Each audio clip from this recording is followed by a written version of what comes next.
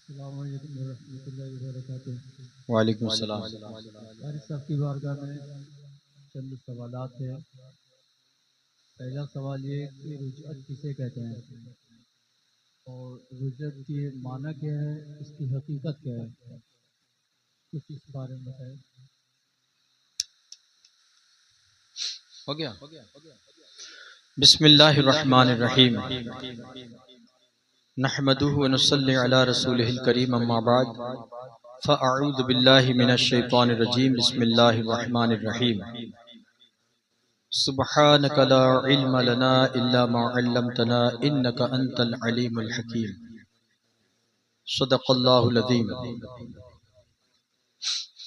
अस्सलातु वस्सलामु अलैका या रसूलल्लाह व अला आलिका व अस्हाबिका या हबीबल्लाह।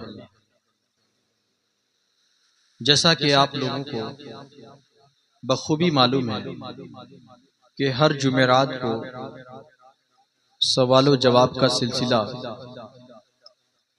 चलता है और ये सवाल व जवाब का सिलसिला रूहानी सवाल व जवाब पर मबनी होता है। तो आपसे गुजारिश करूंगा कि आप जो मेरे नाजरीन हैं और जो यहाँ पर हाजिरीन हैं, सबको मैं ये बताना चाहता हूँ कि जो सवालात और उन सवालात के जवाबात इस तरह के आम आवाम जो खवास के अंदर गलतियां पाई जाती है, अवाम के अंदर जो गलतियां हैं, खवास के अंदर भी गलतियां हैं, तो उन गलतियों की इस्लाह के लिए इस तरह के महफिल का इनेकाद किया गया। आप लोग मेरे चैनल को सब्सक्राइब कर लें और इसे दूसरों तक शेयर कर दिया करें। इससे ये होगा कि जहां आपको फैज मिलेगा, फायदा होगा, वहीं दूसरे लोग भी इससे मुस्तफीज होंगे। अब जैसे कि जो सवाल किया गया है, रुजअत किसे कहते हैं, इसमें बहुत सारे सवालात हैं। रुजअत का माना क्या है, रुजअत कहते किसे हैं, रुजअत की हकीकत क्या है, रुजअत क्यों आती है, और फिर रुजअत अगर किसी को आ जाए तो वो रुजअत से कैसे निकलेगा। तो देखिए, रुजअत का जो लग़वी माना है वो पलटने के हैं। रुजअत का लग़वी माना पलटने के हैं लुगत के एतबार से। लेकिन रूहानी दुनिया में इस रुजअत से आदमी जो है पलटने को नहीं लेता है, बल्कि यहाँ जो रुजअत बयान किया जाता है वो अमल की रुजअत होती है। और आप लोग भी इसे बहुत गौर से सुनिएगा। आप यहाँ पर आए, ऐसे सामने बैठे, इंशाअल्लाह अच्छे से फेस रहेगा तो बातें होंगी इत्मीनान से।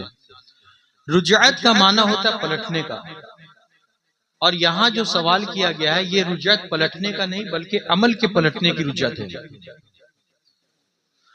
तो रुजअत उस वक्त होती है कि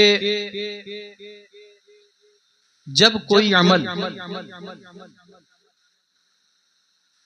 बगैर उस्ताज़े कामिल के, बगैर इजाजत कामिल के, बगैर किसी की सरपरस्ती में, बगैर किसी की रहनुमाई में जब कोई अमल किया जाता है, करने वाले जब अमल करते हैं तो फिर उसका नतीजा ये होता है कि उसे रुजअत हो जाती है। चूंकि अमल का दारो मदार नीयत पर तो है ही है, मगर साथ ही साथ अमल में जो चिल्ले कशी होती है, जो अमालो औरात पढ़े जाते हैं, जो जिक्र अशगाल किए जाते हैं, उन तमाम के लिए जहां बहुत सारी शराइतें आमिलीन कामिलीन सालिहीन ने मुकर्रर की है, वहीं पर एक जो शर्त मुकर्रर है वो इजाजत है। अगर बगैर इजाजत के कोई बंदा कोई अमल करता है तो फिर वो शख्स उस अमल की रुजत में आ जाता है। नतीजा क्या निकलता है कि वो दीवाना हो जाता है, पागल हो जाता है। और रुजत ऐसी होती है कि अगर उसके साथ हुई तो वो सदा बीमार रहने लगता है, हरदम बुखार, डर, खौफ, दहशत, हिरास का माहौल कायम हो जाता है। और अगर ये रुजात उसके घर पर आ जाती है तो फिर सब कुछ तबाह हो जाता है। जैसे एक मिसाल दी जाती है कि ईंट से ईंट बच जाती है, तो उसके घर में कारोबार, सेहत, तरक्की, अकल, पढ़ाई, तालीम सब खत्म होने लगती है। और ये रुजात इतनी शदीद होती है कि इंसान इसमें जिंदगी के न जाने कितने हिस्से गुजार देता है। अगर कोई कामिल शख्स मिलता है, कोई कामिल शख्स माहिर फन मिलता है, अगर उसका इलाज वक्त पर कर दिया जाए और जिसको इस चीज का इल्म है कि रुजत से कैसे निकाला जाता है, तो फिर वो बंदा रुजत से निकल जाता है। वरना फिर ये नतीजा होता है कि वो बंदा हमेशा के लिए हलाक व बर्बाद हो जाता है। मैंने अपनी जिंदगी में बेशुमार लोगों को पागल होते, दीवाना होते, परेशान होते, यहां तक कि मौत के आगोश में उनको हमने जाते देखा है, और बल्कि मौत से हम कनार हो गए। तो लिहाजा कभी भी, जैसे ये आज का जमाना सोशल मीडिया का है, तो इस पर यह होता है कि आदमी हर ऐरे गहरे नथु खैरे की वीडियो देखता है, चूंकि परेशान है। अब मिसाल के तौर पर एक शख्स रिश्ते से बहुत परेशान है या कारोबार से बहुत परेशान है, तब वो रात के सन्नाटे में जब अपने घर में तन्हाई में लेटता बैठता है तो फिर यूट्यूब पे सर्च करता है कि रिश्ते के लिए अमल, रोजगार में बरकत का अमल। अब चूंकि हजारों की तादाद बल्कि लाखों की तादाद इस प्लेटफॉर्म पर है, किसी की वीडियो सामने आई, उस पर क्लिक किया, उसे समझ में आया, उसने अमल शुरू कर दिया। अब उसमें उसकी करने की इजाजत थी, पहली बात। दूसरी बात, वो जो इजाजत दिया था वो इस इजाजत के लायक था। तीसरी बात कि क्या उसने उस अमल की रियाजतें चिल्ला किया या नहीं किया। अगर ये सब कुछ है तो फिर वो अमल करेगा तो कामयाब होगा, और अगर बगैर इजाजत के करता है तो फिर नतीजा मुरत्तब क्या होता है कि वो रुजअत में शदीद तरीके से गिरफ्तार हो जाता है। तो लिहाजा आप तमाम हाजरीन और नाजरीन को मैं अपनी तरफ से बस इतना ही कहूंगा कि आप कभी भी YouTube की वीडियो पर भरोसा मत करना। सबसे पहले ये देखना कि जो शख्स YouTube पर वीडियो अपलोड कर रहा है वो जबान का सच्चा, किरदार का अच्छा, सुन्नी सहील अकीदा, नमाजी, अकायद का अच्छा सुथरा सच्चा है या नहीं। उसके बाद आप उससे कमेंट के जरिया या फिर कॉल के जरिया, व्हाट्सएप के जरिया उस अमल की इजाजत लें। अगर वो इजाजत देता है तो फिर आप उस अमल को अपने करीब के किसी अच्छे आमिल से या किसी मुफ्ती या आलिम से एक बार मशवरा करके उस अमल को करें, वरना फिर हलाकत आपके इंतजार में है और आप हलाकत को दावत दे रहे हैं। और कोई सवाल? दूसरा सवाल हजरत ये कि अक्सर इस तरह के लोग मिलते हैं जो ये कहते हैं कि मेरे ऊपर फला रिश्तेदार ने करा दिया है, क्या ये कहना दुरुस्त है? हाँ, ये सवाल बहुत ही इम्पोर्टेंट है। आज के जमाने में ऐसे सवालों की सख्त जरूरत है। मेरी जिंदगी में भी हजारों लोग ऐसे आए, चूंकि मेरा सिलसिला इलाजो मुआलजा का चलता है। लोग आते हैं अपने अपने तरीके से, अपने अपने मामलात को पेश करते हैं। बहुत सारे ऐसे आते हैं जो ये कहते हैं कि हजरत मेरे ऊपर मेरे रिश्तेदार ने करा दिया है, मेरा चचा, मेरी चाची, मेरी फूफी, मेरी बड़ी अम्मी, फला ढिका, इस तरीके से नाम लेकर। बल्कि मैंने तो एक ऐसे बदबख्त को देखा है कि वो आकर मुझसे डायरेक्टली ये कह रहा था कि मेरी माँ मेरे ऊपर करा रही है, सगी माँ के बारे में बता रहा था। और उसके घर में कई एक जान जा चुकी थी। ये जो साहिल सवाल कर रहे हैं, इनके सामने का मौजूदा केस है, तो उसकी कई जान जा चुकी थी उसमें। मैंने उसका इलाज किया, अल्लाह का शुक्र हुआ, वो मसले खत्म हो गए। मगर मैं ये गौर कर रहा था कि कितना मतलब कि इंसान अक्ल शऊर की मंजिल से गिर गया है, कि अब इस हद तक गिर गया कि वो अपने मां पर ही इल्जाम लगाने लगा। अब इसका जवाब मैं दे रहा हूं दो लफ्जों में। पहली बात ये कि जब कोई आपके पास इस तरह का आए, चूंकि मेरी वीडियो आमिलीन भी देखते हैं और यहाँ पर अल्लाह का शुक्र कई ऐसे अशखास हैं जो चिल्ला कशी और अमल करते हैं, लोगों के दुख दुखड़े को सुनते हैं। इन लोगों को भी मैं बता रहा हूँ, आप लोगों को भी, अगर कोई शख्स ऐसा आपके सामने आ जाए तो आप उससे कहें कि माशाअल्लाह आप तो खुद समझदार हैं, इतने महान हैं, इतने पावरफुल हैं। क्यों? इसलिए कि आप मेरे पास आए हैं इलाज के सिलसिले में, मेरे पास आए हैं इलाज के सिलसिले में, लेकिन आप खुद बता रहे हैं कि मेरे ऊपर मेरी फुप्पी ने करा दिया। तो मेरी नजर तो आपसे गहरी थोड़ी ना है। जब आप ही को इस बात का इल्म हो गया कि आपके रिश्तेदार ने आप पर कराया है, तो फिर मुझसे पूछने की क्या हाजत? जाहिर सी बात है, अगर किसी को इस बात का इल्म हो जाए, क्योंकि जो भी करने धरने वाला तो छुप कर करता है, बंद कोठरी में करता है, कहीं जाकर कराता है, लेकिन बताता थोड़ी ना है कि मैं तुझे करा दूंगा, ये कर दूंगा, वो कर दूंगा। कुछ कह भी देते हैं लेकिन अक्सर कहते नहीं है। तो अब उसका नतीजा ये निकलता है कि जब चार दीवारी के अंदर तुम्हारे ऊपर तुम्हारे रिश्तेदार ने जादू किया और तुमको उस जादू की खबर है, तो फिर मेरे पास इलाज कराने के लिए और पूछने के लिए क्यों आए हो? पहली बात तो उसे जवाब देकर निकाल दें आप। और अगर इस्लाह करना है तो पहले उसे बैठाएं और उसको समझाएं कि ये फेल जो तुम्हारा है ये बदगुमानी है, अब बदगुमानी इंसान को हराम तक लेके जाती है, इंसान के ईमान अकीदे को बर्बाद कर देती है और गुनाह का एक दफ्तर खुल जाता है। समझ में आ रहा है? तो इसलिए उसको समझाएं। कोई भी दुनिया का कोई भी शख्स ये नहीं बता सकता है, ये नहीं बता सकता है कि उसके ऊपर फला शख्स ने कराया है। अच्छा, बड़े मजे की बात यह है कि इस फील्ड को बर्बाद करने वाली जात का नाम भी आमिल है, जो नाम नेहाद के आमिल हैं, जो अपनी दुकानों को चमकाते हैं। मेरे जिंदगी में बहुत सारे ऐसे आमिलों से राब्ता हुआ जिनकी यहाँ भीड़ें लगी रहती है और वो झूठ का कारोबार और गलत सलत तावीज़ात अमाल व अशगाल बताते हैं और एक भोली भाली कौम को लूटते हैं।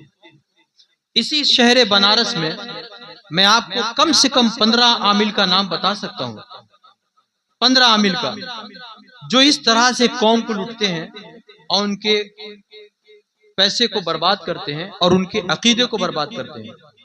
अब एक आमिल ऐसा है कि उसके पास एक मरीजा आई, उसने कहा कि हजरत मैं बहुत दिनों से बीमार हूं, जरा देखते मेरे घर का काम धंधा सब बर्बाद हो गया। तो उसने कहा कि बात यह है कि तुम्हारे फैमिली में कितने लोग हैं? तो उसने कहा कि 10 लोग। तो उसने कहा सबका नाम बताओ, चेक करता हूं। उसने चेक किया तो उसमें का एक शख्स था जिसका नाम हा से था, हाशिम, और एक का नाम था कासिम। तो उसने पहला, चूंकि औरतें अक्सरियत में जाहिल होती हैं, तो उसने कहा कि देखिए तुम्हारे घर के दो फर्दों ने तुम्हारे ऊपर जादू करा दिया है, बड़ा पुराना जादू है, ये सिफली का जादू है। तो कहा कि एक के नाम से पहले हा आता है और दूसरे के नाम से पहले काफ आता है। तो इसने कहा हाँ हाँ, बात तो मुझे मालूम हो गई, ये कासिम और हाशिम है। अब हजरत की दुकान भी चल रही है और उनका जो है एक वकार भी बना है और उनकी इमेज भी कायम है और उनके बारे में लोग अब जो है उसने जन भी। तीसरा और आखिरी सवाल मेरा ये है, किस तरह के आमिल से इलाज कराना चाहिए? हाँ, ये भी सवाल बहुत अच्छा है और इस सवाल पर आप लोग को मुस्कुराना चाहिए। किस तरह के आमिल से इलाज कराना चाहिए? अगर ये बातें हमारे कौम के लोगों को मालूम हो जाए तो फिर या तो आमिल सुधर जाएंगे, या तो आमिल सुधर जाएंगे, जो जुहला किस्म के आमिल हैं सुधर जाएंगे, या फिर हमारी आवाम सुधर जाएगी। समझ में आ रही बात? देखिए 5 बातें याद रखें और ये हमेशा याद रखें, क्योंकि जिंदगी में हमें भी और आपको भी किसी ना किसी वक्त रूहानी इलाज की जरूरत पड़ सकती है। रूहानी ट्रीटमेंट कराने की हमें और आपको जरूरत पड़ सकती है। सही है ना? तो आमिल को परखने के लिए 5 बातें जरूरी है। अगर ये 5 बातें आपके जहन नशी हो जाए, हमारे घर की माँ और बहनों को मालूम हो जाए, तो फिर इलाज कराना भी मुमकिन हो जाएगा और इलाज भी मुमकिन हो जाएगा और शिफा याबी भी इंशाअल्लाह बहुत जल्द आपको बोसा देने के लिए आ जाएगी। अब सुनिए, पहली पहचान ये है कि आमिल सुन्नी सहीउल अकीदा होना चाहिए। कौन सी पहचान? जोर से बोले। सुन्नी सहीउल अकीदा। सुन्नी सहीउल अकीदा होना चाहिए। सुन्नी तो होना अलग है, लेकिन सहीउल अकीदा होना ये बड़ी एक अलग बात है। तो कभी किसी मौके से सहीउल अकीदा पर गुफ्तगू कर देंगे। दूसरी बात ये कि वो आमिल किसी शेखे कामिल का मुरीद होना चाहिए।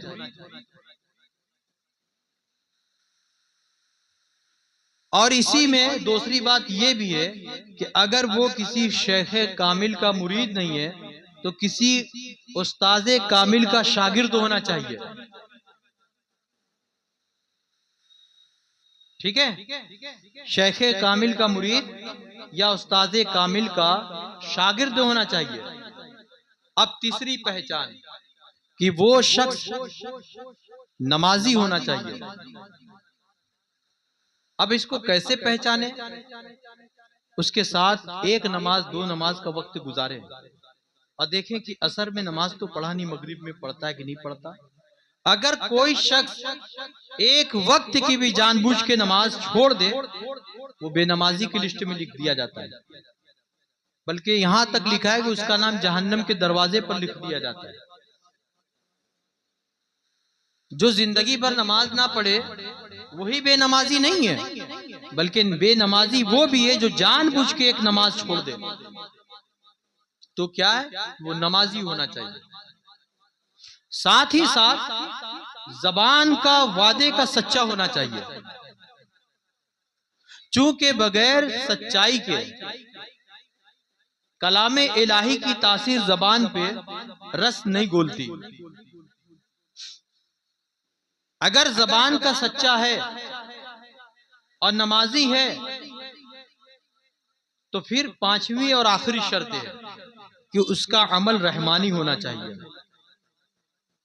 क्योंकि ऐसे लोग भी हैं जो पर्दे में कुछ और पर्दे के बाहर कुछ है, तो अब कैसे पहचाना जाए कि इसका अमल रहमानी है या रहमानी से हट करे?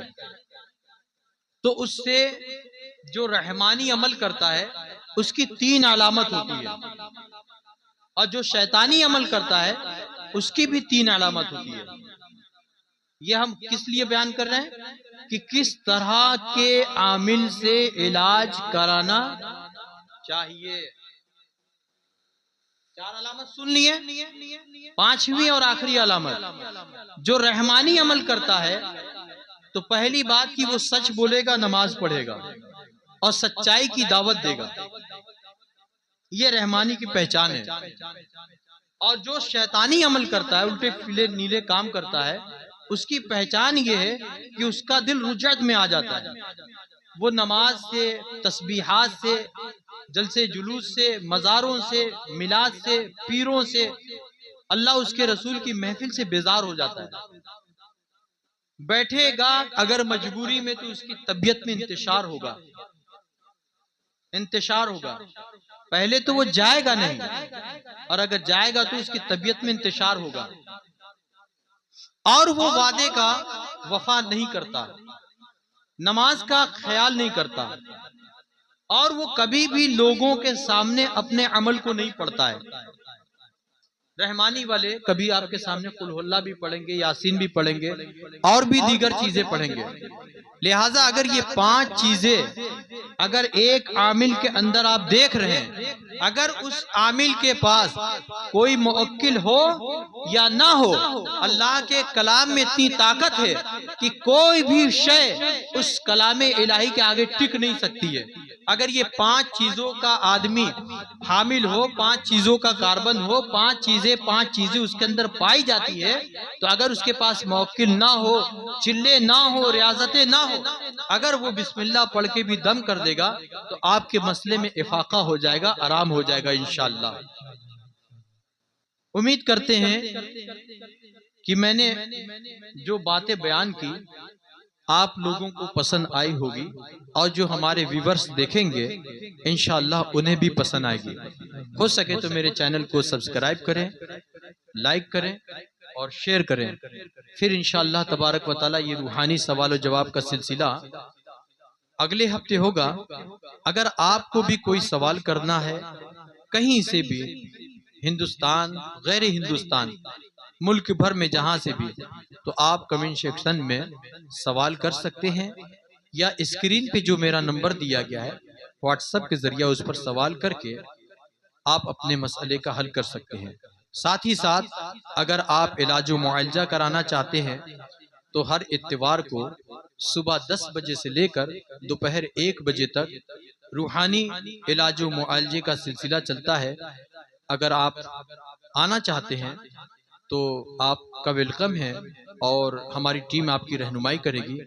फिर मिलेंगे इंशाअल्लाह किसी नए टॉपिक, नए वीडियो, नए सवाल और जवाब के साथ। उस वक्त तक के लिए अस्सलामु अलैकुम व रहमतुल्लाहि व बरकातुहू।